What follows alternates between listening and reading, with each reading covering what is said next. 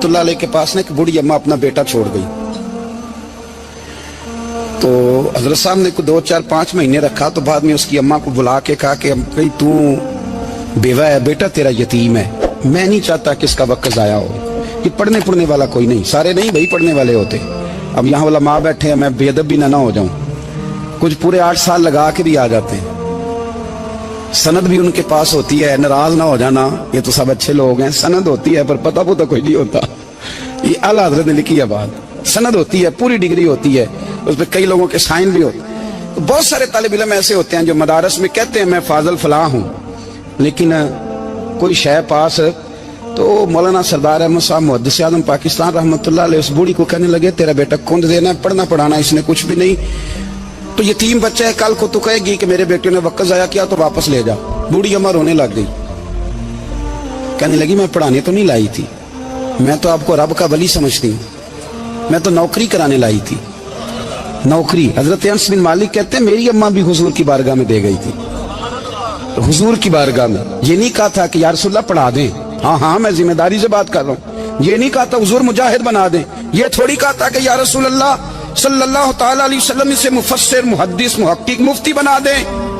हजरत अनस की अम्मा कह गई थी सोनिया जब तक ये रहेगा ना आपकी नौकरी करेगा, ये घर के काम काज करेगा, ड्यूटी करेगा, हुजूर ये आपकी नौकरी करेगा। तो मेरे महबूब ने फिर दुआ कर दी, अल्लाह इसे बरकत अता फरमा। तुम समझता है खिदमत वाला खाली रह जाता है? जितना जायका खिदमत वाले को मिलता है, जो उसके नसीब में आता है, वो किसी का नसीब कहां भाई। हजरत अनस कहते हैं हुजूर ने दुआ कर दी, बरकत की। मुझे तो खेती बाड़ी आती भी नहीं थी, पर लोगों के बाग में साल में 1 दफा फल लगता था, मेरे बाग में 2 दफा लगता था। हुजूर ने दुआ कर दी अल्लाह इसे औलाद दे। फरमाते हैं मेरे बेटे, मेरे पोते, मेरे नवासे, मेरी बेटियां, फरमाते हैं मैं जिंदा हूं और मेरी 100 औलादे मौजूद हैं। परेशान हो गया 100 सुन के बच्चे 2 ही अच्छे, 100 औलादे मेरी मौजूद हैं। हजरत अनस मौलाना सरदार अहमद साहब के पास ना छोड़ गई बच्चा, कहने लगी हजरत जी मैं को पढ़ाने के लिए थोड़ा छोड़ गई हूँ, मैं तो इसलिए छोड़ के गई हूँ कि आप मेहरबानी करें, खिदमत कराएं। तो हजरत जी कहने लगे कोई ऐसा काम ही नहीं, खिदमत वाला क्या कराऊं। कहने लगी पट्ठे पवा लिया करो जी। हम लड़ पेंदे ने, कहने ने बच्चे काम कर दें मदरसे का। हालांकि अब कहाँ बच्चे काम करते हैं, अब तो गुजर गया दौर, अब तो बच्चे काम कराते हैं। अब बच्चे भी नाराज हो रहे हैं, घूर घूर के देख रहे हैं। सही पहना हूं आपको, बच्चे काम कराते हैं, बच्चे कहाँ काम करते। कहने लगी ये चारा डाले करेगा आपकी भैंसों को। तो हजरत ने उसको कहा कि बीबी चारा मेरी भैंसों को डालने के लिए मैंने बंदा रखा हुआ है, तो तू जा ले जा। कहने लगी हाथ बांध के हुजूर मेहरबानी करें रख ले, चारा डालेगा। और पुत्र तवज्जो से चारा डालना हजरत की भैंसों को। रोने लगी, हजरत ने रख लिया, महीने का खर्चा भी देते। शाम को ना वो सारा दिन काम करता, शाम को आके पैरों में भी बैठ जाता। हजरत जी लाएं तेल थोड़ा सा, पैर ना दबा दूं। 8 साल साथ वाले पढ़ते रहे, ये बेचारा नौकरी करता रहा। मेरा रूप भी नहीं ते मेरा रंग भी नहीं, और मैनू यार मनान दा टंग भी नहीं। कभी कभी ना हजरत बिलाल हबशी फारग होते ना, तो नबी पाक की बारगाह में अर्ज करते हुजूर कोई काम तो नहीं, सारे हो गए, हुजूर जाऊं जरा, चले जाते। एक दिन सलमान फारसी कहने लगे या रसूलल्लाह ये बिलाल कहाँ जाता है। फरमाया जा देख के तो आ। हजरत सलमान वापस आए तो आके रोने लगे, कहने लगे सोनिया जब यहाँ से जाता है ना तो जाके सैयदा फातिमा की चक्की पीसनी शुरू कर देता, बीबी साहबा के काम करने लगता है, घर में जाके स्नैन की ड्यूटी करता है, वहां भी काम यहाँ भी काम। वो चारा डालता रहा, उसने चारा डाला। हजरत मुहद्दिस आज़म की भैंसों को दस्तार फजीलत का वक्त आ गया, सारे पगड़ियां सजा के आ गए, आज दस्तार होगी। ये ना पीछे होके बैठ गया, चूंकि पढ़ा ही नहीं था तो दस्तार काहे की, दस्तार तो उसकी जो पढ़ेगा। हमने तो पढ़ा ही नहीं, हमने तो यार पढ़ा, घर पढ़ा, ड्यूटी करी। हजरत मुहद्दिस आज़म रहमतुल्लाह अलैह के यहाँ जब ऐलान होने लगा ना कि अब दस्तार होगी, तो हजरत ने पहला ऐलान उसका फरमाया। तो मत जान लो बंदा कपड़े भी कदी कदी बदल देना। वो कहता है जिस हाल में भी था मैं पलट के देखने लगा कि पढ़ा पढ़ाया तो है, कोई शय नहीं, तो ये माजरा क्या है। पीछे से उठ के आए, तो कहते हैं बाकियों की दस्तार किसी आलिम ने की, किसी सूफी ने की, लेकिन ये भैंसों को चारा डालने वाला जब आया तो मुहद्दिस आज़म ने फरमाया पगड़ी के बाल को कोई हाथ ना लगाए, ये सारी दस्तार मैंने करनी है। और फरमाते हैं हजरत बाल भी देते जाते थे और आंसू भी बहाते जाते थे, माथा भी चूमते थे, और फरमाते थे दस्तार के बाद चला तो नहीं जाएगा यार, मुझे तो इबादत भी नहीं रह गई, मुझे तो चाबियों को भी नहीं पता कौन सी कहाँ रहती है, जाएगा तो नहीं तू। तो रो पड़ा, कहने लगा सोने जाए तो वो जिसके पल्ले कुछ है हो, आता जाता तो है कुछ नहीं, मुझे किसने रखना है, मैंने कहाँ जाना है, इधर कहाँ तो इधर ही रहूंगा। वो उस तालिब इल्म के सारे उस्ताद भाई कहते हैं उसने दस्तार कराई, पढ़ा पढ़ाया कुछ नहीं, पर जो मसला अड़ जाता था ना, वो जो अड़ जाता था ना, वो जाके उससे पूछते थे तो किताबें खोलने की जरूरत नहीं पड़ती थी। हजरत उम्मे सलमा रदी अल्लाह तआला अन्हा कहती है, मैंने अर्ज की या रसूल अल्लाह सल्लल्लाहु अलैहि वसल्लम, मेरी बच्ची बड़ी बीमार है, तो मुझे किसी ने कहा है ये थोड़ी सी नशे वाली चीज है, ये बना के तैयार करके दो, सही हो जाएगी। बीमार है बच्ची तो ये नशे वाली चीज है, इसको तैयार करके दो, थोड़ा नशा है। अगरचे बाज, मैंने शुरू में कहा, बाज लोग मरीज को, सख्त मरीज को ऐसी अद्वियात जो मजबूरी बन जाए उसकी गुंजाइश और इजाजत देते हैं। मोहतात उलमा तो उसमें भी बहुत सारी चीजें पहले बयान करते, लेकिन उसने कहा जी मेरा नशा देना है शिफा के लिए। हज़रत उम्मे सलमा कहती है, मेरे नबी पाक ने मेरी तरफ देखा, मेरी तरफ, तो मैंने कहा या रसूल अल्लाह आप क्या फरमाना चाह रहे हैं? तो नबी पाक ने फरमाया, उम्मे सलमा कभी नापाक चीज में भी शिफा हुई है, कभी नापाक चीज में भी, कभी शराब और खमर में भी शिफा हो सकती है। शिफा रब करीम ने रखी है पर शहद के अंदर रखी हुई है, शिफा अल्लाह ने रखी है कुरान मजीद में रखी हुई है, तो इसमें भी कभी ये हुजूर ने बयान किया है कि इसके अंदर शिफा हो सकती है, तो उम्मत कितनी दिलेरी करती है जो ये मशवरे देती है कि उसके अंदर नशा है, शराब है, तो खांसी चली जाएगी, तो फलानी बीमारी चली जाएगी। ना आओ इन चीजों पे, ना अपने ईमान को खराबी दो, और ना ऐसी बातें करो जिससे कि दरअसल रसूलुल्लाह सल्लल्लाहु अलैहि वसल्लम के वाज़ेह इरशादात की मुखालफत हो। मेरे नबी पाक सल्लल्लाहु अलैहि वसल्लम ने फरमाया, और फिर कुछ लोग कहते हैं थोड़ी पी है जी। अब तो मैं तज्जिये में पढ़ रहा था कि ऐसी शराब इजाद हो गई है, लोग शराब पीते हैं और वो मस्त भी रहते हैं, कार भी चलाते रहते हैं, कहते हैं जी नहीं हमारा ज़हन माऊफ नहीं हुआ तो ये वाली सही है, नशा नहीं लाती। मेरे नबी पाक सल्लल्लाहु अलैहि वसल्लम ने फरमाया, जिस चीज की थोड़ी मिकदार, ज्यादा मिकदार हराम है, उस चीज की थोड़ी मिकदार भी हराम है, जिसकी ज्यादा मिकदार हराम है उसकी थोड़ी भी। तो खमर और शराब अगर फुल पीना जायज नहीं तो थोड़ी पीना भी जायज, ये हराम है और हराम थी और कयामत तक हराम ही रहेगी। मेरे नबी पाक सल्लल्लाहु अलैहि वसल्लम ने मना किया और हुजूर ने इज़हार नापसंदीदगी फरमाया, और मैं 40 दिन तो इबादत ही कबूल नहीं होती शराब पीने वालों जब तक सच्ची तौबा ना करे। ये लफ्ज जब अदा करता हूं तो शर्म से मेरी जुबान लड़खड़ाती है कि यार दरबारों पे भी नशा बिकता है। मैं ये बात कर रहा हूं सूफिया का तर्जुमान, दरबारों पे, मजारों पे, और सज्जादा नशीनों, तुम्हें जमीन निगल जाए, आसमान तुम्हें ले उड़े, तुम पर कहर नाजिल हो, तुमने बाप दफन करके तो वहां नशे का अड्डा बना लिया, माओ से बेटे छीनने लगे हो, औरतों के सरों से कपड़े छीनने लगे हो, सुहाग मारने लगे हो, बेटियां और बेटे यतीम करने लगे हो, नशा बेचते हो दरबारों और मजारों पे। ये तमाशा लग गया। आप कैसे करूं ये बात, पर करनी पड़ रही है, मजबूरी है, ये मजमून मुकम्मल नहीं हो सकता। बंद कर दे वो दरबार, हमें नहीं चाहिए जिन दरबारों पे नशा बिकता है। मैं जिम्मेदारी से कह रहा हूं, बात रिकॉर्ड हो रही है। जूते की नोक पे वो सज्जादा नशीन जो उम्मत को ड्रग्स देता है, वो सज्जादा नशीन का डेरा नहीं, वो गंद का अड्डा है, वहां से फैज नहीं मिल रहा, उम्मत की तबाही हो रही है। बता दो, फैला दो, इसको एतराज करना है करो। मेरे रसूल पाक सैयद आलम सल्लल्लाहु ताला अलैहि वसल्लम का दीन जरूरी है, जिसे पीर की सज्जादगी जरूरी, बोलिए सज्जादगी जरूरी। बड़ी जिम्मेदारी से कह रहा हूं और नुमाइंदगी कर रहा हूं अपनी जमात की। ना हमारे बुजुर्गों ने कल इसकी हिमायत की थी, ना आज करते हैं, ना कयामत तक करेंगे। बंद कर दे वो दरबार और मजार। बुजुर्ग दुनिया में ये काम करने आए थे और हमारी सोच इतनी गिर गई है, इतने हम कमजोर हो गए। कहते हैं जब उसको चढ़ जाती है तो फिर बड़ी मार्फत की बातें सुनाता है। तुझे शर्म नहीं आई है लफ्ज कहते हुए? अब नशई तुझे मार्फत सिखाएगा? अब तू शराबी से, भंगी चरसी से दीन सीखेगा? कहते हैं उसने पी हुई थी, चढ़ी हुई थी, मैं बात कर दी तो मेरा काम बन गया। इतनी गंदी और मैली सोच साहिब ईमान की होती है, तो अब नशइयों से जाकर दुआएं कराएगा। सुन, मेरे नबी पाक सल्लल्लाहु अलैहि वसल्लम ने फरमाया, जो शराब पी ले, नशा कर ले, उसकी तो 40 दिन तक इबादत रब कबूल नहीं फरमाता। तू कहता चढ़ी हुई थी तो उसने दुआ कर दी, तुझे शर्म ही नहीं आई बात करते? हया ही नहीं किया तूने जुमला बोलते?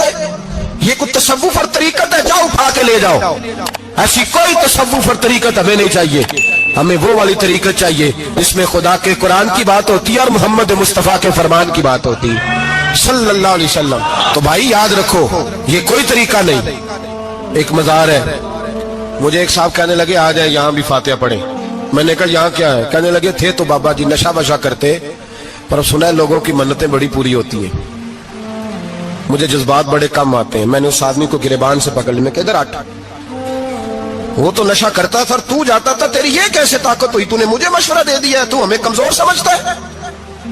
हम कमजोर ईमान के लोग हैं और मैं यहाँ तुझे कहूंगा नहीं नहीं मैं यहाँ नहीं जाता, मैं वहां जाता हूँ। बिल्कुल कोई लगी लिपटी बात नहीं, खरी बात। तसव्वुफ वो, दरबार वो जहाँ कुरान पढ़ा जाए और रसूलुल्लाह की हदीस सिखाई जाए, बाकी कोई मतलब नहीं किसी किस्म का।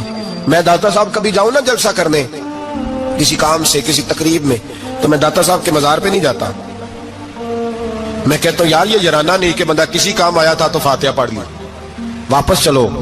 गखड़ से स्पेशल आएंगे दाता साहब के मजार पे हाजिरी देने, और मेरे संगी गवाह हैं कि मैं स्पेशल टाइम निकाल के बहुत सारे काम छोड़ के स्पेशल जाता हूँ। और मैं मुराद मानने नहीं जाता, मैं दाता साहब का शुक्रिया अदा कर दे जाता हूँ। मैं उनसे कहता हूँ हुजूर आपकी मेहरबानी, आप यहाँ आए तो हमारे बड़े भी रसूलुल्लाह के गुलाम बन गए। मैं तो सलाम अकीदत पेश करने जाता हूँ। हम मज़ारात पर जाने के कायल नहीं, बल्कि हमारी तो अकीदत का दर्जा ही मुकम्मल नहीं होता जब तक हम मजार पे सलाम ना करें। पर मजार दाता साहब का, मजार ख्वाजा मोइनुद्दीन अजमेरी का, मजार गौसे आजम जेलानी का, मजार मुहद्दिस आजम मौलाना सरदार अहमद का, मजार औलिया का, मजार मियां शेर मोहम्मद शरफपुरी का, मजार रब करीम के बंदों का।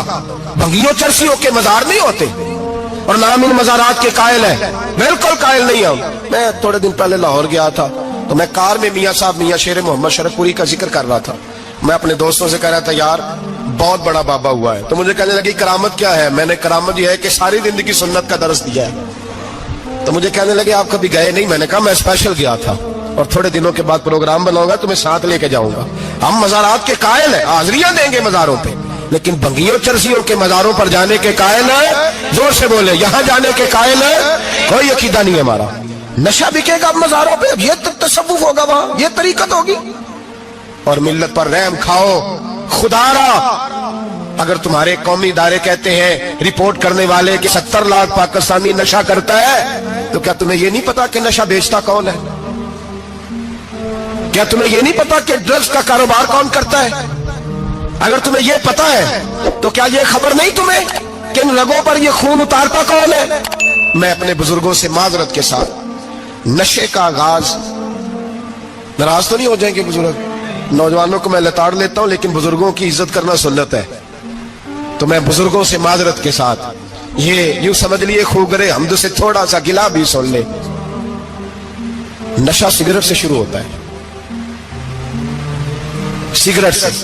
मैं तंबाकू को हराम नहीं कहता, ये फतवा नहीं दे रहा।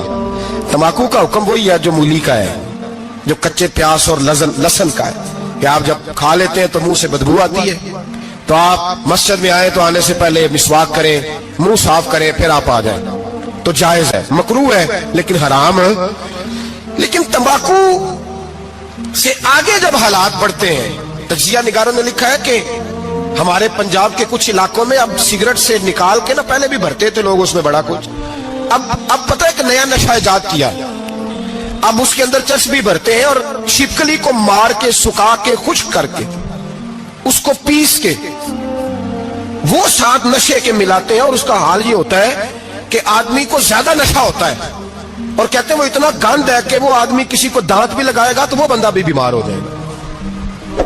क्या यहां लोग स्पिरिट नहीं पीते आपके मुल्क में?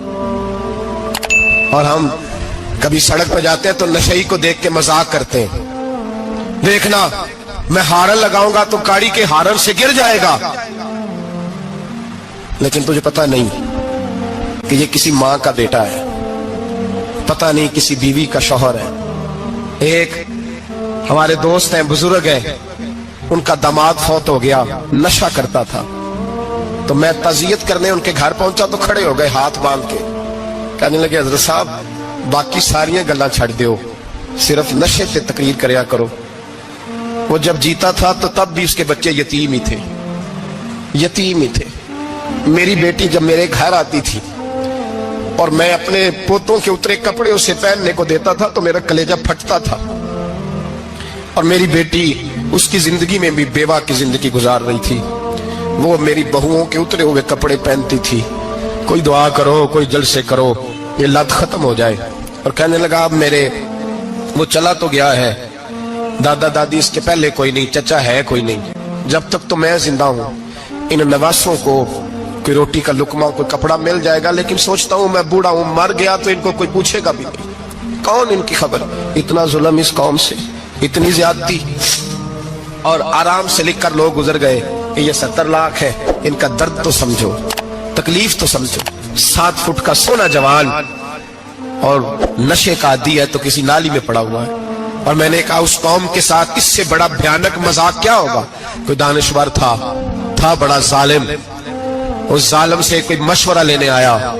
اس نے آ کے کہا تو بڑا ظالم ہے, بڑے کڑوے مشورے دیتا ہے, میرا ایک دشمن ہے, میں اس سے بدلہ لینا چاہتا ہوں, میرا دل کرتا ہے اس کا بچہ قتل کر دوں تاکہ وہ تڑپے.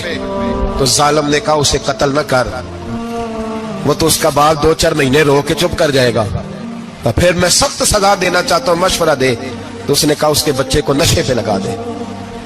جس کا بچہ نشہ کرے گا وہ باپ روز مرے گا, روز جیے گا, وہ ماں روز مرے جیے گی, نشے پہ لگا دے.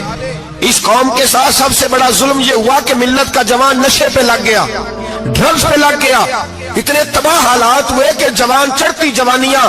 اماں نے کتاب دے کے بھیجا تھا اور کالج سے واپس آئے تو نشے کے ٹیکے ہاتھوں میں پکڑے ہوئے, ٹیکے. اور آپ کے اس ملک کے اسلام آباد میں ایک دن میڈیا نے وہ خبر بھی وائرل کی اور وہ چیز بھی دکھائی لوگوں کو. 3 مہینے کا بچہ لے کے نشئی سڑک پہ آ گیا. اس نے کہا میرا نشہ ختم ہو گیا, میرا بچہ خرید لو, 2 پڑیاں دے دو. تو وہاں بیبیاں جو سن رہی تھی وہ بھی چیخیں مار کے رو رہی تھی. یہ ظلم کیا اس قوم کے ساتھ. اور کرپشن کی لعنت نے اجازت دی سپلائی کرنے والوں کو کہ گلی گلی بھیجے, گلی گلی. انہوں نے کچھ تھوڑا ظلم نہیں کیا ان حکمرانوں نے. اور ہماری اپوزیشن اس کو صرف اتنا پتا ہے کہ یہ جائیں اور ہم آئیں, اس سے زیادہ کوئی غرض نہیں. بھائی کرپشن کے خلاف نکلے ہو تم, نشے کے خلاف کس دن نکلو گے, جوئے کے خلاف کس دن. قوم تو مر رہی ہے نشے سے, اس کے خلاف میدان میں کب آؤ گے. صرف اتنا ہے کہ یہ جائیں اور ہماری باری آئے, اس سے زیادہ کچھ نہیں. جتنے مجرم وہ ہے اتنے ہی تم بنتے جاؤ. سویرے سویرے نا میری والدہ, آپ کو پتہ ہے دیہاتوں میں سب نے بھینسیں رکھی ہوتی تھی, تو اماں جی یعنی وہ سویرے اٹھ کے دودھ رڑک کے اور پھر وہ جب مصلی بچھاتی تھی تب میں سمجھتا تھا کہ یہ تکلفات ہیں, چونکہ جب بندہ پڑھ دیتا ہے نا پھر اسے گنجائشوں کا بھی پتہ چل جاتا ہے. میں سمجھتا تھا یہ تکلفات ہیں کہ وہ پہلے کپڑا بچھاتی, مصلی بچھاتی, پھر پیالے میں پانی لا کے پاس رکھتی, پھر وہ جناب اس پہ پڑھنا شروع کرتی, پھر وہ ریل, اور پھر ریل کے یہ جو حافظ ہوتے ہیں نا ہمارے, یہ پھر زیادہ نہیں چومتے قرآن پاک کو, ان کے پاس ہوتا ہے نا ہر وقت, لیکن وہ پرانے بندے وہ شنیل کا غلاف, پھر اسے کھولنا, پھر اسے چومنا, پھر سینے سے لگانا, یہ ساری چیزیں ان کے پیش نظر رہتی. اماں جی نا وہ نماز پڑھ کے قرآن پاک کے کوئی 2-1 رکوع پڑھ کے پھر آواز دیتی, وہ تسی اجے بھی ستے ہو, میں دودھ بھی رڑک لیا, نماز بھی پڑھ لی, سبق بھی پڑھ لیا, اٹھ جاؤ نا, اب تو ٹائم تھوڑا رہ گیا نماز کا. یہ آپ یقین کریں, میرے سے بزرگ ناراض نہ ہو جائیں, لیکن بچوں کو نماز کی تقریر نہ سناؤ کہ پتر نماز پڑھنی چاہیے, نہ تقریر نہ سناؤ. تقریریں باہر چلتی ہیں, گھر میں نہیں چلتی, گھر میں عمل چلتا ہے. بچوں کے سامنے نماز پڑھو, بچوں کے سامنے قرآن پاک پڑھو, اپنی اولاد کو عادی کرو کتاب و سنت کا. سارا دن گپیں, سارا دن باتیں, گھر میں بھی تبصرے, ٹیلی فون پہ گپ شپ, اس نے تو نفسیاتی کمزوری پیدا کر دی ہے قوم. اپنے گھر کے اندر چلن پیدا کریں قرآن پاک, قرآن پاک سے پیار ہو. وہ ایک دفعہ نا یہ ضلع شیخوپورہ کے کسی گاؤں میں ایک آڑتی تھا, یہ منڈی میں آڑت, وہ پرانی بات ہے پاکستان بننے سے پہلے کی. وہ سادہ سا بندہ تھا, داڑھی رکھی تھی, 5 وقت نماز پڑھتا تھا, تو فوت ہو گیا. آڑت کرتا تھا تو اس کی قبر سے خوشبو آنے لگ گئی. یہ تو کدی کسی پیر دی قبر چوندی تو پھر کوئی منڈیا نے بٹت کرنی سی پیراں دیا نے, پھر تو کمال ہو جانا تھا. اللہ خیر فرمائے, اللہ ماشاءاللہ. پھر کوئی کہانی, کوئی کرامت ادھر ادھر سے جوڑ جاڑ کے بھی لوگ بنا لیتے ہیں. لیکن وہ سادہ آدمی تھا, قبر سے خوشبو آنے لگ گئی, شور پڑ گیا, لوگ جمع ہو گئے. بندے نا آہستہ آہستہ وہ عدت ختم ہوئی تو اس کی خاتون سے کہنے لگے کہ مثلاً अंगूठा छाप बंदा था, साइन भी नहीं करने आते, कब्र से खुशबू। आखिर कोई तो अमल होगा। कहने लगी उसे ना कुरान पाक से बड़ा प्यार था, पढ़ा हुआ नहीं था, तो हर रोज वुजू करके ना दिन में 2 वक्त कुरान पाक खोलता और फिर उस पे लाइनों पे उंगलियां रख रख के चलाता, रो के कहता मालिका गलती हो गई है, मैंने पढ़ना चाहिए सी। अल्लाह तू जो भी आखे है साची आखे है, तेरा कलाम बड़ा सच्चा है, मालिक तू बड़ा करीम है, तू मेरे वास्ते खैर दियां गल्लां की। कहते वो कुरान पाक से बड़ा प्यार करता था, बीमारी, तंदुरुस्ती, सफर, हजर, कुरान से बड़ा प्यार किया। लोग समझ गए यही तो वजह है कि कब्र की मिट्टी से भी खुशबू आ रही है। अच्छा, मैं बाज़ जगहों पे मुझे ज़िंदगी में ऐसे भी तजर्बात हुए कि यार ये अल्लाह की किताब है। मैं जहाज़ में बैठा था तो मोबाइल पे मैंने कुरान शरीफ खोल लिया, मैंने कहा चलो इतनी देर की फ़्लाइट है कुछ पढ़ते हैं। तो एक मेरे दिल में बदगुमानी आई। कभी कभी पगड़ी दाली वाला बंदा मेरी तरह, अल्लाह माफ़ करे, समझ लेता है ना नेक भी मैं ही हूँ, ये भी कभी कभी बदगुमानी आ जाती। तो मैं वो तिलावत कर रहा था तो मेरे दिल में ख्याल आया यार देखो सारे लोग कानों में टूटियां लगाई हैं, गप्पे लगा रहे हैं, कुरान पाक पढ़ लेना चाहिए था। तो एक नौजवान, उसने ना बाल पीछे यहाँ रबड़ डाली हुई औरतों की तरह, पैंट शर्ट बड़ी दाढ़ी और बड़ा जदीद फैशन का उसका स्टाइल। तो मेरे साथ जो सीटें थी उन पे वो बैठ गया और फिर उसने फाइलों के अंदर से सूरत यासीन निकाल दी। और जब उसको मैंने तिलावत करते देखा ना तो मैंने दिल में माफी भी मांगी अल्लाह से। और मेरे दिल में ये भी ख्याल आया कि ये अल्लाह का कुरान है, मौलवी, वो कारी साहब, हाफिज साहब, वो फलान साहब अपने जैसे लोगों से, नेक लोगों की बात नहीं कर रहा। वो तू ना पढ़े तो तू क्या समझता है कोई पढ़ता ही नहीं? ये तो अल्लाह का कुरान है, ये पढ़ा जाता था, पढ़ा जाता है और कयामत के बाद भी पढ़ा जाता रहेगा। पता नहीं अल्लाह ने, यानी अगर मैं और आप नहीं पढ़ेंगे तो ये मोहताज नहीं, किस किस से रब पढ़वा रहा है, कौन कौन पढ़ रहा है, किस तरह लोग पढ़ रहे हैं। तो कुरान पाक से मोहब्बत करें। आज जोर के बाद पढ़ लेंगे कोई 2-2 4-4 आयतें। चलो मैं कदों आके हाथ खड़े करो, ये कसम चुको तुसी नियत भी नहीं पे कर दे, थोड़ा सा पढ़ लेंगे इंशाअल्लाह ताला। अच्छा 2-3 दिन मेरे कहने पे पढ़े आप, 2-3 दिन, सिर्फ लंबा नहीं। मेरा ये तजर्बा है जो बंदा सुबह सिर्फ 2 दिन अलार्म से उठे ना नमाज के लिए फजर में, तीसरे दिन खुद ब खुद आंख खुल जाती है। हजरत मालिक बिन दिनार फरमाते मैंने 60 हज किए। एक हज के मौके पर मैंने बड़ा रश देखा, लाखों का इज्तिमा हुआ। मेरी बातों की समझ तो आ रही है ना आप दोस्तों? जो नहीं बोल रहे उन्हें भी आ रही है ना? अल्लाह जज़ा दे। कहते लाखों का मजमा था तो मेरे दिल में ख्याल आया, मैंने कहा अल्लाह इतने लोग आए हैं, इनका हज कबूल भी हुआ है कि नहीं? फरमाते मैं सोच रहा था तो रात को ना ख्वाब में मैंने किसी कहने वाले को कहते हुए सुना कि सब का कबूल हो गया है। बल्ख का रहने वाला मोहम्मद बिन हारून बल्खी है, उसका हज कबूल नहीं हुआ। फरमाते शहरों के अलग-अलग खैमे लगते थे। अब भी आप हज करने जाएं तो पाकिस्तानियों की रिहायशें अलग होती हैं, इंडियन की अलग, बांग्लादेश के अलग, मिस्री, यमनी, सब लोग अलग अलग रिहायशें होती, झंडे लगे होते हैं मुल्कों के। कहते मैंने सवेरे उठ के ढूंढना शुरू कर दिया, ढूंढता हूँ वो बंदा मिले। कहते जहां बल्ख शहर के लोग रहते थे वहां चला गया। तो मैंने लोगों से पूछा तुम में मोहम्मद बिन हारून बल्खी कौन है? लोग कहने लगे वो तो बड़ा नेक आदमी है, परहेजगार है, बड़े भोले भाले, बड़े अल्लाह वाले, रियाज आपको बस हम ही जानते हैं, वो तो बड़ा नेक है, परहेजगार आदमी। कहते मैंने कहा अच्छा कहाँ है? उन्होंने कहा पहाड़ के पीछे उसने खैमा लगाया हुआ है, सारी रात इबादत करता है, सारा दिन रोजा रखता है, कायमुल लैल है, साइमुद दहर है। क्या बात? फरमाते मैं उन लोगों की बात सुन के हैरान हो गया कि मुझे क्या बताया गया, ये क्या कह रहे हैं? फरमाते मैं पहाड़ के पीछे गया। हजरत मालिक बिन दिनार अलैहि रहमा फरमाते हैं जब मैं वहां पहुंचा तो मैंने उस शख्स को मुसल्ले पे बैठे देखा, कसरत इबादत के आसार उसके वजूद पर नजर आ रहे थे, सीधा बाजू उसका कटा हुआ था। फरमाते 2 रकते मुकम्मल करके ना मैंने उससे अस्सलाम वालेकुम कहा तो मुझे कहने लगा वालेकुम अस्सलाम, आप मालिक बिन दिनार हैं? मैंने कहा बड़ी इसकी फिरासत है।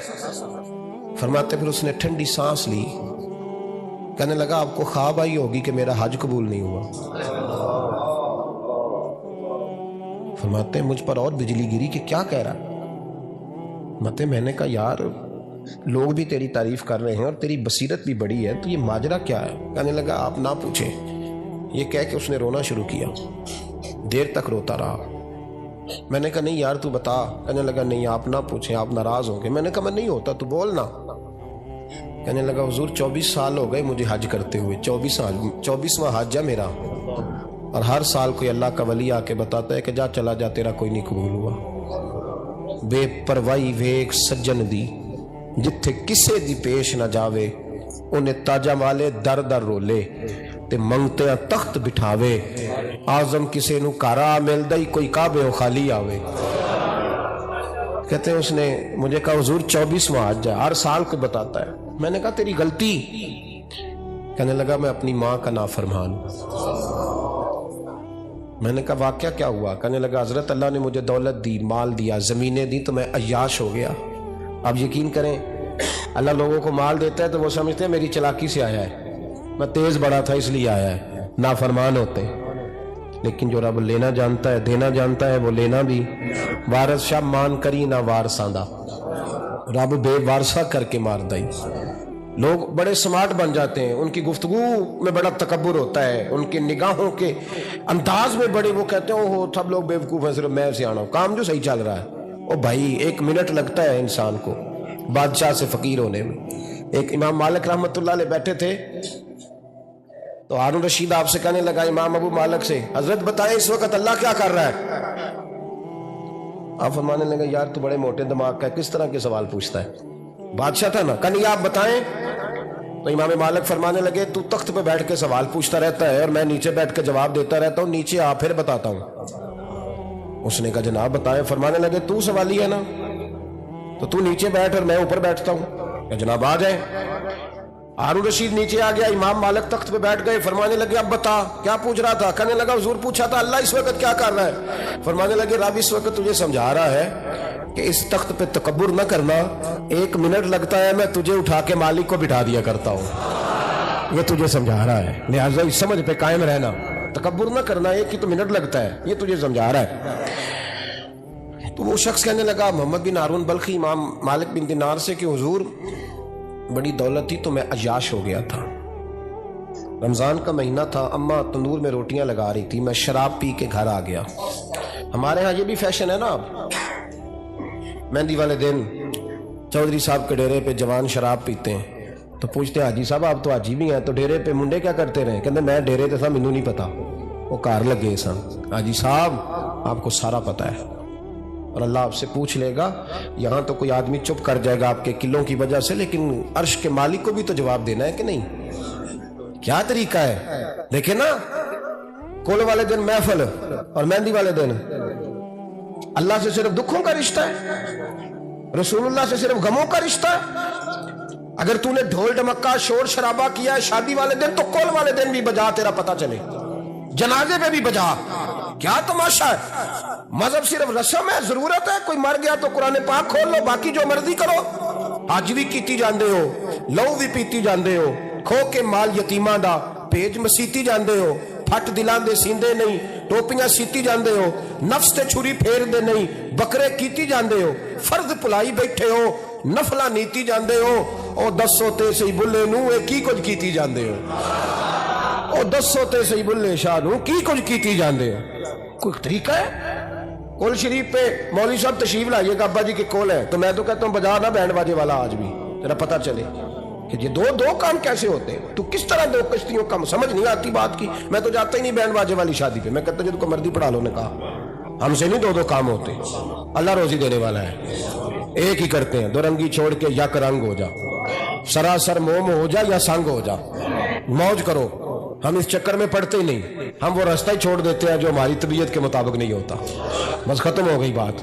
اس لیے غور کریں اور یاد رکھیں اس بات کو. امام مالک بن دینار رحمت اللہ علیہ فرماتے ہیں مجھ سے کہنے لگا پیسے آئے تو میں عیاش ہو گیا. رمضان کا مہینہ تھا, عصر کے بعد میری اماں افطاری کی تیاری کر رہی تھی. میں گیا, میں نے کہا شراب پی ہوئی, اماں روٹی دے. تو اماں کہنے لگی شرم کر, شرم کر, روزہ رکھا نہیں تو جنہوں نے رکھا ہے ان کا تو خیال کر. کہتے اماں کی بات کا مجھے غصہ لگا. میں کہا کرتا ہوں بد نصیب ہے وہ بیٹا جس کا باپ اس سے بات کرتے ہوئے ڈرتا ہے کہ پتہ نہیں کہاں سے بولے گا. بد نصیب نہیں وہ بیٹا جس کی ماں اس سے بات کرتے ہوئے سہم جاتی ہے کہ پتہ نہیں کون سی بولی بولے گا. بد نصیب نہیں, کہ ماں باپ بھی جس سے کھول کے بات نہ کر سکے. حضرت مالک بن دینار سے کہنے لگا اماں نے جب کہا نا شرم کر، تو مجھے غصہ آیا، میں نے ماں کو تھپڑ مارا اور میری ماں جلتے ہوئے تندور میں گری. لوگوں نے مجھے پکڑ کے اندر بند کر دیا کمرے میں. ساری رات میں شور سنتا رہا پر نشے میں دھت رہا. سویرے آنکھ کھلی تو میری بیوی بیگ باندھ رہی تھی. میں نے کہا کہاں جا رہی ہو؟ کہنے لگی جو ماں کا نہیں بنا میرا کیسے بنے گا. میں نے کہا میری اماں کا، وہ تو لوگوں نے رات کو دفن کر دی جنازہ پڑھ کے. تڑپ کے کہنے لگا مجھے کیوں نہیں بتایا؟ تو کہتے ہیں لوگ کہنے لگے تیری مرتی ہوئی ماں کہہ گئی تھی اسے میرا منہ نہ دیکھنے دینا، میرے جنازے کے قریب نہ آئے. حضرت مالک بن دینار فرماتے ہیں جب اس نے یہ بات سنائی تو میں نے بھی اس کے منہ پہ تھپڑ مارا. میں نے کہا تو اسی قابل ہے. کہتے ہیں وہ رونے لگا، حضور دعا کرے اللہ مجھ سے راضی ہو جائے. کہنے لگا جب ماں کی انتقال کی خبر ملی تو میں نے کلاڑی لے کے وہ ہاتھ کاٹ دیا جس سے ماں کو مارا تھا. میں نے ساری جائیدادیں خیرات کر دیں. 24 سال ہو گئے، 24 سال ساری رات نماز پڑھتا ہوں، روزہ رکھتا ہوں، حج کرتا ہوں، پر ہر سال کوئی آ کے کہتا ہے جا دوڑ جا تیرا کوئی نہیں قبول ہوا. حضور دعا کرے مالک راضی ہو جائے. فرماتے میں تھپڑ مار کے آ گیا. میں نے کہا تجھ سے راضی ہو جائے اتنے ظالم سے؟ امام مالک فرماتے رات کو آ کے سویا تو مجھے خواب میں رسول پاک کا دیدار ہوا. تو نبی پاک علیہ السلام نے فرمایا مالک تو اسے مایوس کیوں کر آیا ہے؟ اللہ تو بڑا مہربان ہے. کہا حضور ماں کے نافرمان کو معافی کیسے ملے گی؟ تو امام مالک فرمانے لگے نبی کریم نے فرمایا جا اسے جا کے بتا دے تجھے قیامت میں تیری ماں کی وجہ سے بخش دیا جائے گا. کہا حضور اماں کی وجہ سے کس طرح؟ تو محبوب فرمانے لگے اس کی ماں قیامت میں اس کے خلاف مقدمہ دائر کرے گی رب کریم کی عدالت میں. اے اللہ میں نے 9 ماہ پیٹ میں رکھا، درد سہ کے اسے جنا، جگر کا خون پلا کے پالا اور اسی نے مجھے قتل کیا. رب کریم اس کی ماں کا مقدمہ سن کے کہے گا اٹھاؤ اس کو دوزخ میں پھینکو، اس نے ماں جلائی تھی اسے بھی جلاؤ.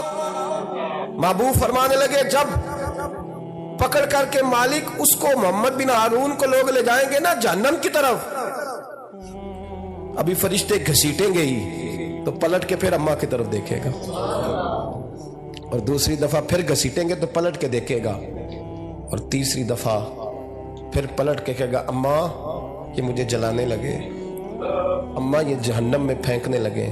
میرے حبیب فرمانے لگے وہ جل کے مرنے والی ماں وہاں بھی بول پڑے گی، کہے گی یا اللہ چل میں نے معاف کیا تو بھی معاف کر دے. اے اللہ میں نے معاف کیا تو بھی معاف کر دے. اللہ تو معاف کر دے اسے، اللہ تو اس سے درگزر فرما، اسے معاف کر دے. میرے محبوب پاک علیہ السلام فرماتے رب کریم کہے گا اس نے تجھے جلایا، تو کہے گی اللہ یہ تو بیٹا تھا اس نے جلا دیا، میں ماں ہوں میرے سامنے جلے تو میں کیسے برداشت کر سکتی ہوں. فرمایا اس نے جلا کے مارا تھا پر اسی ماں کی وجہ سے رب کریم اسے جنت عطا فرمائے گا. پلٹا جا کے ماں کے پیروں میں بیٹھ، جا سویرے ان پڑھ باپ سے دعا کرایا کر، جا بالکل انگوٹھا چھاپ باپ سے صبح دعا کرایا کر، دیکھ رب کریم تیرے لیے رحمتوں کے دروازے کو. ماں بیچاری کی ساری زندگی پردے ڈالتے بیت گئی. ابا نے آ کے پوچھا کہاں گیا وہ کہتی ادھر ہی تھا، مجھے بتا کے ابھی آ جائے گا، وہ مجھے کہہ گیا تھا کہ میں نہیں ادھر ہی تھا، کچھ بھی نہیں، ایسی کوئی بات ہی نہیں. ساری زندگی پردے ڈالتے بیت گئی. ابا کئی دفعہ گھر میں لڑائی کی، بیٹے کو مارا، اماں نے آگے بڑھ کے پتر کے حصے کی مار دکھائی، لیکن اسی بیٹے کی شادی کر دی تو اماں کو پتا چلا کہ اوہو میں تو سمجھدار ہی نہیں تھی، میرا تو پتر مجھے کہہ رہا ہے اماں تو بھی تو کبھی سیانی ہو جایا کر، اگر وہ بولتی ہے تو تو ہی چپ کر جا. تو پھر اسے احساس ہوتا ہے کہ اوہو میں تو ساری زندگی بیوقوف رہی، میں تیرا دفاع کرتی رہی، تیرے حصے کے تھپڑ کھاتی رہی، اور مجھے آج تو نے بتایا کہ تو سیانی نہیں تھی، آج تو نے بتایا کہ تو عقل مندی نہیں تھی. اماں تجھے کیا پتا، میری بیوی کے سامنے تو ہی سیانی ہو جا. وہ ٹوٹ جاتی ہے، بکھر جاتی ہے، وہ کبھی پلٹ کے دیکھتی ہے تو اسے بڑے سارے زخم تازے ہو کے دکھائی دیتے ہیں. وہ یار میں سیانی نہیں تھی. سنو نا امام حسن رضی اللہ تعالیٰ عنہ فرماتے ہیں امام حسن نے کوئی لمبا وقت نہیں اپنی والدہ کے ساتھ گزارا، چھوٹے تھے تو سیدہ فاطمہ الزہرا رضی اللہ تعالیٰ عنہ وصال کر گئیں. پر شیر خدا کے پتر کی بات دیکھیں، امام حسن کہتے ہیں لوگوں میں جب تھوڑا سا باشعور ہوا اور مجھے چیزیں تھوڑی سی دکھائی دینے لگی تو میں نے کبھی اپنی اماں کے ساتھ ایک پلیٹ میں کھانا نہیں کھایا تھا. حضور ساری دنیا کھاتی ہے تو آپ نے کیوں نہیں کھایا؟ تو فرماتے ڈر لگتا تھا کہ کہیں ایسا نہ ہو کہ جس لقمے کی طرف میری ماں اپنا ہاتھ بڑھائے کہیں میں نہ اٹھا لوں، بے ادبی نہ ہو جائے. ڈر لگتا تھا. میں نے یہاں تک بھی نا، کیونکہ ماں تو ماں ہوتی ہے، میں نے یہاں تک بھی ماں کا احترام کیا. روٹی کھانے میں بھی تقدیر نہیں کی. یہاں ماں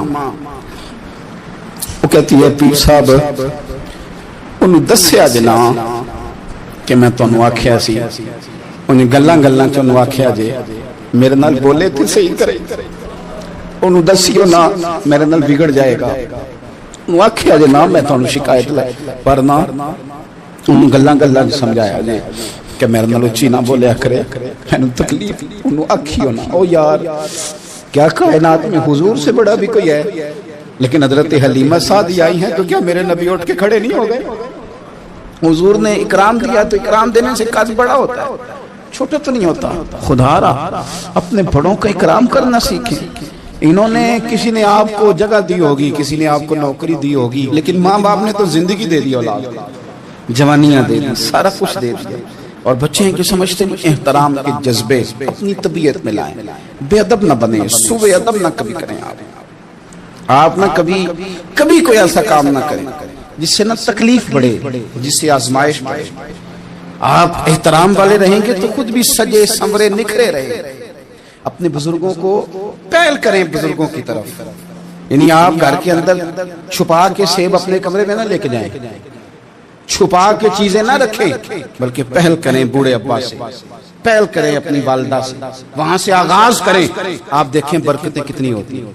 میں کچھ باتیں مجھے لطف دیتی ہیں. میرے کچھ سنگی ہیں، 3 بھائی ہیں کٹھے، مجھ سے بیعت ہیں، میرے ساتھ بڑا پیار کا رشتہ ہے. تو کبھی کبھی نا خدمت کرنے کا دل کرتا ہے ان میں سے کسی کا کہ چلیں حضرت صاحب آئے ہیں تو ہم کچھ نذرانہ پیش کریں. تو اپنے بڑے بھائی کو وہ تھماتے ہیں کہ جناب آپ یہ کام کریں. اللہ تعالیٰ کا شکر ہے میری جیب کم ہی خالی رہتی ہے، اس کا فضل رہتا ہے، لیکن وہ پیسے لینے سے زیادہ یا تحفہ لینے سے زیادہ یا پھول پکڑنے سے زیادہ اس بات کی مجھے خوشی ہوتی ہے کہ کتنے نرالے ہیں. بڑے کو آگے لگاتے ہیں تو برکت تو حاصل کرتے ہیں، اس لیے کہ برکتیں ہمیشہ بڑوں سے ہوتی ہیں، بڑوں سے ہمیشہ برکتیں. یہ پھول کا تحفہ بڑے بھائی کو دے کے جب آگے کیا جاتا ہے تو میرے دل کو اچھا لگتا ہے، مجھے قرار آتا ہے کہ یار یہ لہجہ ٹھیک ہے، یہ انداز یہ ٹھیک ہے. اپنے بڑوں کو آگے رکھیں، بڑوں کو کلام کرنے کا موقع پہلے دیں.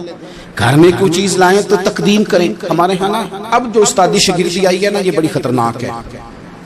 ہمارے ایک قاری صاحب تھے، ایک مدرسے میں پڑھاتے تھے، بڑا مارا کرتے تھے، اور میں انہیں مذاق بھی کرتا تھا، کبھی کبھی عذرائے محبت مزاح کرتا تھا. میں ان سے کہتا تھا قاری صاحب آپ شاید مار کھا کے پڑھیں اس لیے بچوں سے بدلہ لیتے ہیں.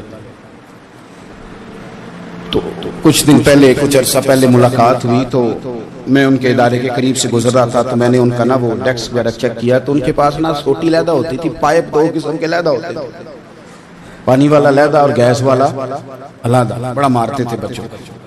مجھے بھی اختلاف تھا اس بات سے، میں ان کو گزارش بھی کرتا تھا. تو میں گیا تو وہ جس طرح خیر استاد کمال کے تھے، انہوں نے بڑے کامیاب حافظ تیار کیے اور ویسے بھی بندہ بڑا بااصول، بڑے اچھے، بڑے نفیس.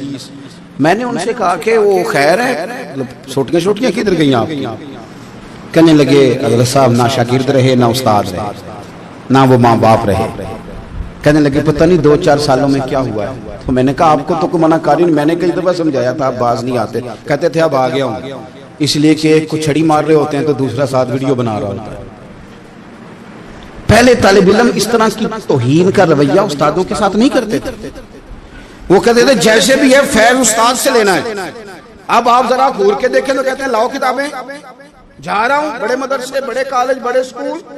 میں نے اپنی زندگی میں دیکھا کہ ہمارے بڑے کہتے تھے، کبھی گھر کے بتاتے ہیں نا استاد جی نے مارا ہے تو کہتے تھے کسی غلطی سے مارا ہوگا.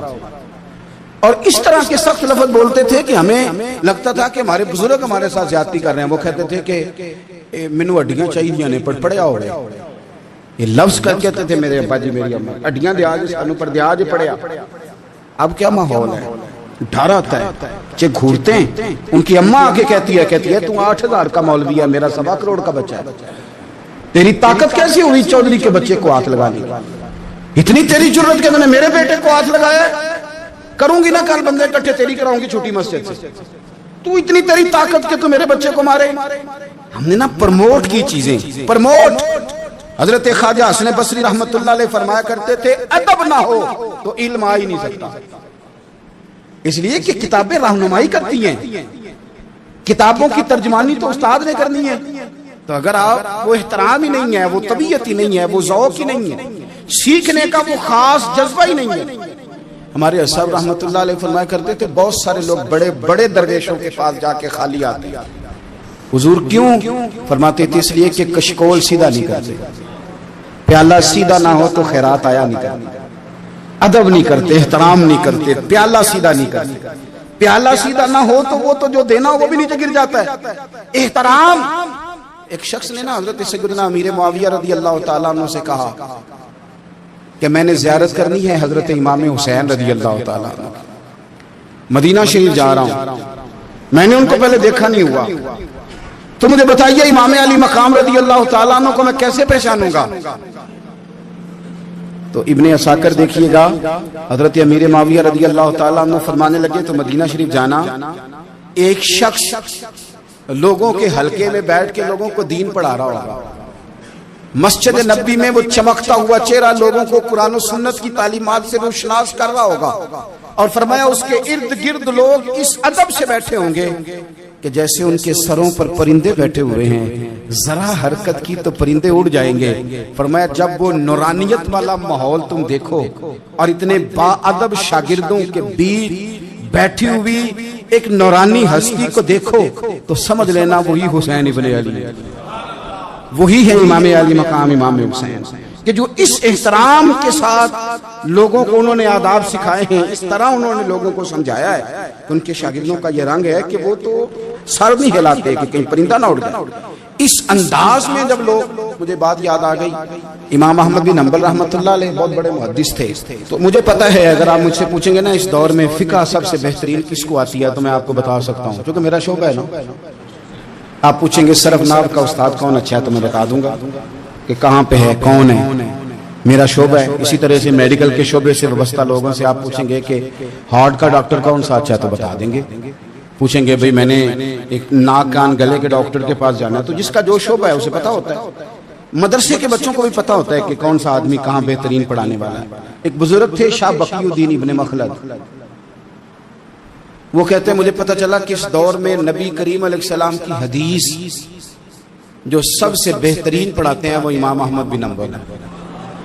ان کو حضور کی حدیث سے جو خاص شغف ہے وہ کسی اور کو نہیں. کہتے ہیں میرے دل میں لو لگ گئی, حالانکہ میں امیر گھرانے سے تھا. میں کشتی میں بیٹھا امام احمد بن حنبل کے پاس آنے کے لیے, رشتے میں طوفان آ گیا, کشتی اچکولے کھانے لگی, کسی طریقے سے ایک جزیرے کے ساتھ جا کے کشتی لگی, ٹوٹ گئی, بکھر گئی. میں جزیرے پہ اتر گیا, اور بھی کئی لوگ تھے. 1 مہینہ وہاں رہنا پڑا, بارشیں ختم ہوئی, موسم ٹھیک ہوا, تو ایک کشتی دکھائی دی آتی ہوئی. فرماتے ہیں کہ وہ اس کشتی میں بیٹھا, دوبارہ بغداد گیا. مجھے سفر طے کرتے 2.5 مہینے گزر گئے. وہ جزیرے پہ مہینہ پتے کھا کے بھی گزارا کرنا پڑا. نکلا تھا علم حاصل کرنے. جب بغداد شریف پہنچا, لوگوں سے پوچھا امام احمد بن حنبل کا مدرسہ کہاں؟ انہوں نے کہا وہ مدرسہ تو بند ہو گیا, وقت کا بادشاہ مخالف ہو گیا, مسجد مدرسہ سیل کر دیا. امام صاحب کہاں ہیں؟ کہا گھر کے اندر قید ہیں. ان کے گھر کو سب جیل بنا دیا, چاروں جانب پولیس کھڑی ہے, اور ویسے بھی بغداد میں کرفیو, ہر چوک چوراہے میں پولیس والے کھڑے. شاہ بقی الدین کہتے ہیں اتنا کچھ سننے کے باوجود بھی میرا جذبہ ٹھنڈا نہیں ہوا. وہ مہینے میں سفر کی صحبتیں, گو سنا تھا کہ آستانہ یار دور ہے, پر ہم نے بھی ٹھان لی تھی کہ جانا. گو سنا تھا کہ آستانہ یار دور ہے, پر ہم نے یہ ٹھان لی تھی کہ جانا ضرور ہے. کہتے پہنچ گئے. اب پتا چلا کہ کرفیو ہے, سڑکوں پہ پولیس کھڑی ہے, گلیوں میں چوکوں چوراہوں میں پہرے ہیں. امام صاحب تک تو جا کوئی نہیں سکتا. کہتے میں نے ایک شخص کی منت کی, میں نے کہا کسی طریقے گاڑی بتا. کہنے لگا میں اشارہ بھی نہیں کر سکتا, سخت حالات. وہ کوئی طریقہ. میں نے جب زیادہ تڑپ کے کہا کہ وہ شخص کہنے لگا میں ان کے گھر کے قریب تجھے لے جاؤں گا, گزرتے وقت صرف آنکھ کا اشارہ کروں گا. کہتے میں نے کہا یہ بھی ٹھیک ہے. ان کے گھر کے تیری تلاش میں پھرے نا ہم جنگل پہاڑ اور دشت میں. ان کے دروازے کے قریب اس نے اشارہ کیا. شاہ بقی الدین کہتے ہیں کہ میں گھر دے کے آ گیا واپس. اب میں سوچنے لگا کہ کیسے امام صاحب تک پہنچنا ہے. بڑی تجویزیں سوچیں, بڑی تجویزیں, کام والا بن جاؤں, پھیری لگانے لگ جاؤں. پھر سوچا کہ اگر میں کچھ بیچوں گا ریڑھی پہ رکھ کے تو کوئی خریدنے نکلے گا, کوئی نہیں نکلے گا.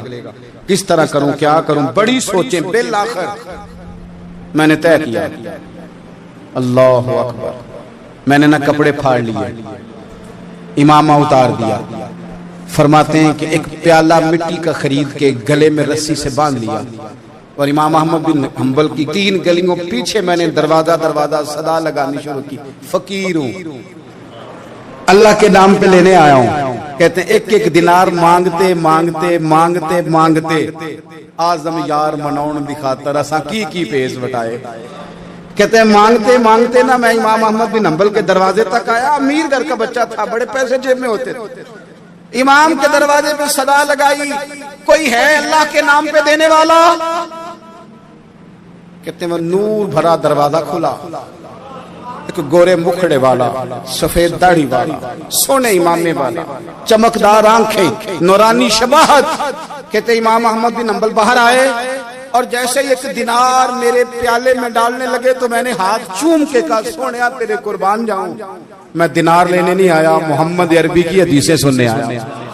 کہتے امام کی بھی آنکھیں کھل گئی. کہنے لگے اس حال میں اعظم یار مناؤن دی خاطر سانکی کی پیس بٹائے.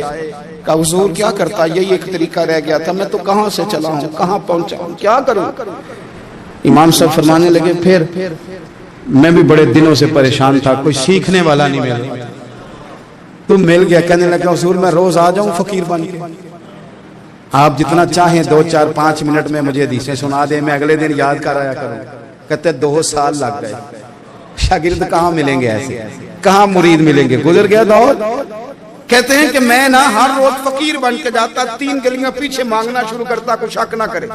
2 سال دروازے پہ جاتا, آگے پیالہ کرتا, امام ایک دینار ڈالتے اور مصطفیٰ کی حدیثیں سناتے. کہتے ہیں حالات بدل گئے. 2 سال کے بعد حکومت بدل گئی, امام کا مدرسہ بحال ہو گیا, رش ہو گیا. بادشاہ بڑا عقیدت مند تھا, جو نیا آیا اس نے بڑا کر کے ادارہ بنا کے دیا. جس دن میں گیا تو رش لگا ہوا تھا. کہتے ہیں حالات بدلے تو ہم نے بھی کپڑے بدلے, ہم نے بھی دوبارہ سے دستار باندھی. اور کہتے ہیں بڑے لوگ بیٹھے ہوئے تھے, میں جب داخل ہوا نا تو امام اٹھ کے کھڑے ہوئے. آپ فرمانے لگے پتر ادھر آ, تو آگے آ کے بیٹھ, لوگ دین سیکھنے آتے ہیں, تو فقیر بن کے مانگنے آیا تھا. اور میں بھی باقیوں کو پڑھایا کرتا تھا, تجھے میں دیا کرتا تھا, اور اب باقی پڑھا کریں گے, تجھے دیا جائے گا, اور آج تجھے سینے سے نکال کے دیا کروں گا. زمانے بدل گئے, حالات بدل گئے, وہ شخص چلا گیا, کون حکمران تھا کون نہیں تھا, لیکن استاد شاگرد کے ادب کی داستان قیامت تک باقی رہے گی. یہ قیامت جب طبیعتوں میں احترام ہوتا ہے, جب ادب ہوتا ہے. آپ کو پتہ ہے نبی پاک صلی اللہ علیہ وسلم کو یہ ادب کتنا پیارا ہے. نبی پاک علیہ السلام اس احترام کے جذبے کو کتنا پسند کرتے ہیں. اللہ کے پیارے رسول صلی اللہ تعالی علیہ وسلم اس جذبہ احترام سے کتنے راضی ہوتے ہیں. حضور کس قدر زیادہ چاہتے ہیں کہ میری امت ادب والی بنے. نبی پاک علیہ السلام ادب والے لوگوں کے بارے میں اتنے راضی ہیں, اتنے راضی ہیں, اتنے خوش ہیں. حضور اتنا نوازتے ہیں. میں نے یہ حدیث پڑھی تو یوں لگا کہ جیسے روح وجد کرنے لگی ہے. بہقی میں امام بہقی نے لکھی ہے, اللہ کے پیارے رسول علیہ السلام فرماتے ہیں جو چھوٹے پر شفقت کرے اور بڑے کا احترام کرے, اللہ اسے جنت میں میری سنگت عطا فرمائے گا. یہ میرے قرب کا ذریعہ ہے, یہ چیز میرا قرب ملے گا. شرط یہ ہے کہ ادب والے بن کے, احترام والے بن کے, کبھی بھی سوء ادب نہ کریں, کبھی کسی مقام پر بے ادبی نہ کریں. آپ اپنا ذائقہ کبھی تبدیل نہ کریں. امام احمد بن حنبل کی جگہ وضو کر رہے تھے, ایک شخص کہتا ہے میں نے ساری زندگی گناہوں میں گزار دی. تو امام صاحب نا وضو کر رہے تھے جھیل پر بیٹھ کے. تو جھیل اس طرح ہوتی ہے, پہاڑ ہیں, اوپر کو پانی نیچے آ رہا ہے. تو کہتے ہیں امام صاحب نیچے بیٹھ کے وضو کر رہے تھے, تو میں اوپر بیٹھ کے نا وضو کر رہا تھا یا پانی پی رہا تھا. تو میں نے دیکھا کتنے بڑے امام نیچے. کہتے ہیں میں نا میرے دل میں خیال ہے یار میں ساری زندگی غلط کاموں میں گزاری ہے, پر جو بھی ہے یہ رسول اللہ کے دین کے آ رہی ہے.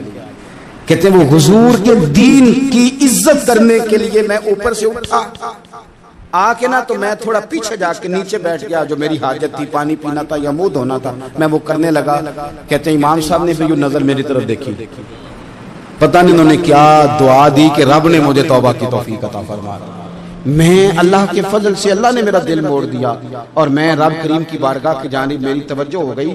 خدا نے مجھے اس ادب کی برکت سے اپنی بارگاہ کی طرف اللہ تبارک و تعالیٰ نے مجھے موڑ لیا.